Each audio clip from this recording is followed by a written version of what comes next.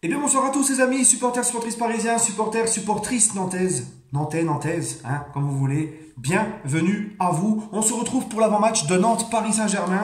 Alors, comme d'habitude, on va présenter cette équipe nantaise. Nantes est 15e avec 34 points.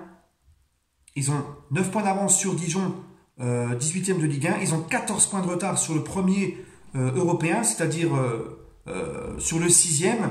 Ils ont 9 victoires, 7 nuls, 15 défaites, 35 buts pour, 40 buts encaissés. À domicile, puisqu'ils reçoivent le PSG, à domicile, Nantes est 13e équipe, 15 matchs joués, 6 victoires, 4 nuls, 5 défaites, 26 buts pour, 19 buts contre. Au match aller, nous avions battu le FC Nantes 1-0 au Parc des Princes. Et il y a 2 semaines, nous les avons rencontrés encore au Parc, en demi-finale de la Coupe de France. Nous leur avons mis un petit 3-0.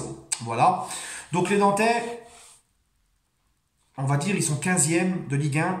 C'est pas trop leur place. Je pense que Nantes a les moyens quand même de jouer mieux, d'être au moins dans les 8 premiers, on va dire, même voire dans les 10 premiers. 15e, c'est vrai que par rapport à cette équipe, c'est un petit peu en dessous.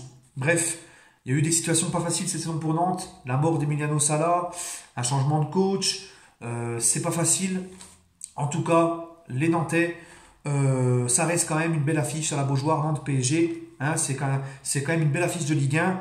C'est des affiches qui ont fait vibrer la France il y a quelques années, quand Nantes était au top aussi, parce que Nantes a une belle histoire aussi en Ligue 1. Faut pas l'oublier, j'avais dit dans mon avant-match de PSG Nantes en Coupe de France, c'est une équipe qui a un très très bon palmarès en France. Les 5 derniers matchs de Nantes en Ligue 1, ils ont une seule victoire, vous allez voir. Guingamp-Nantes 0-0, Reims-Nantes 1-0, Nantes-Lille 3-2 pour Lille à Nantes. Après avoir mené 2-0, les Lillois avaient pris une remontada par le LOSC. Toulouse-Nantes 1-0 pour Toulouse et Nantes-Lyon, victoire de Nantes 2-1. Donc ça, c'est leur dernier match. Nantes a battu Lyon 2-1. Bon, c'est très bien. Lyon est un petit peu malade avec tout ce qui se passe avec Genesio, Olas qui l'a humilié, le groupe un peu lâché. C'est un petit peu un contexte particulier. Mais ça reste une victoire quand même face à Lyon, 3e de Ligue 1. Des Nantais donc, qui demain nous accueillera pour un match en retard. Donc les Nantais, les amis, c'est simple.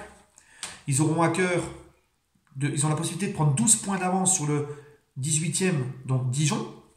Donc ils vont, je pense, pas du tout nous faire de cadeau à la Beaujoire. Je tiens à vous rappeler les derniers matchs entre Paris Saint-Germain et Nantes.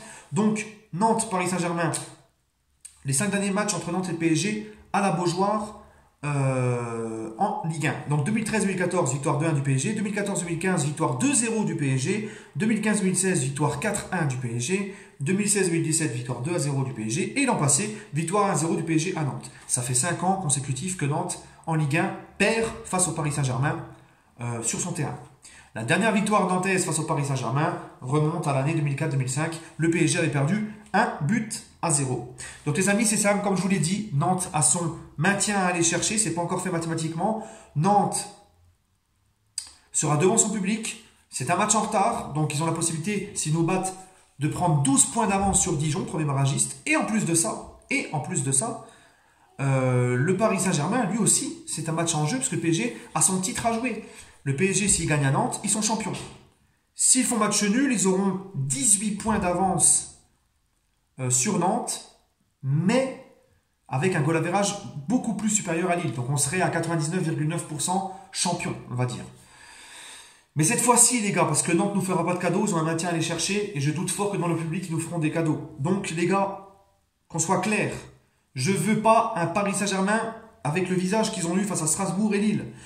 Avec un visage d'une équipe qui en a rien à foutre d'aller chercher un titre. Je veux une équipe demain à Nantes qui respecte premièrement les supporters qui vont venir faire le déplacement. Qui ont un sursaut d'orgueil, qui rebondissent après cette débâcle honteuse à Lille et qui nous montre un visage d'une équipe qui a un titre à aller chercher. Tout simplement. Oui, on a des blessés. Oui, demain, on aura encore une équipe remaniée avec pas mal d'absents. Mais même avec cette équipe-là, on est capable de rivaliser avec Nantes. Nantes, ce n'est pas l'effectif du Barça, c'est le 15e de Ligue 1. Donc même avec Verratti suspendu, j'en profite pour dire que Verratti finalement ne sera pas suspendu face à Rennes dans la finale de Coupe de France, mais demain face à Nantes. Donc je ne veux pas entendre le discours de ça va être difficile, on a des équipes, des blessés, machin. Non. Cette équipe-là, qu'on aura demain, est largement capable de faire un résultat à Nantes. Il suffit juste de mettre les ingrédients, les couilles, l'intensité, tout ce qu'il faut avec. Voilà les amis. Donnez votre pronostic. Pour moi, je pense, et je fais confiance encore une fois au PSG qui va rebondir. Je mise un 2-0 pour PSG à Nantes. À vos pronostics, vous aussi en commentaire. On se retrouvera pour le débrief à chaud. Sur ce, prenez soin de vous et allez Paris.